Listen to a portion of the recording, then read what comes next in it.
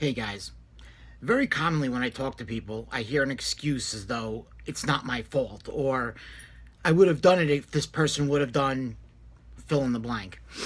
And the problem with that is we're trying to protect the ego.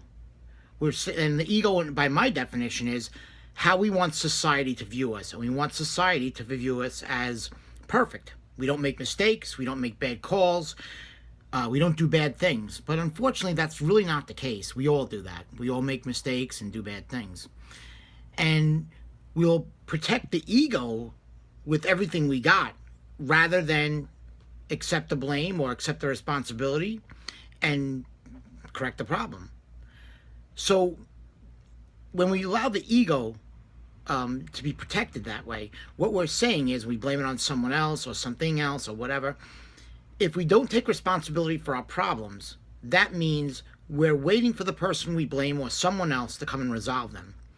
Now, unfortunately, I'm sure there are the outliers here in society, but the majority of us really focus on our own problems first, like what's going on with our own lives, or our family lives or whatever else. So if you put the fault on someone else, generally we're thinking about allowing others to resolve them, the ones we blame.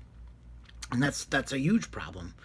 So I think that as opposed to blaming someone, and really with blame, we look for a scapegoat, we look for, someone we could pass the buck to, and it's not a laziness thing, I don't believe, or maybe it can be, but I think it's more of an ego thing. The ego can be our worst enemy sometimes. Sometimes it can help us, but majority of the time it's really an enemy of ours. We tell untruths about ourselves. We pretend like we're capable of things we're not. And again, we blame. And blame usually, when it exists in someone, when they blame someone else or something else, they're generally guilty of something.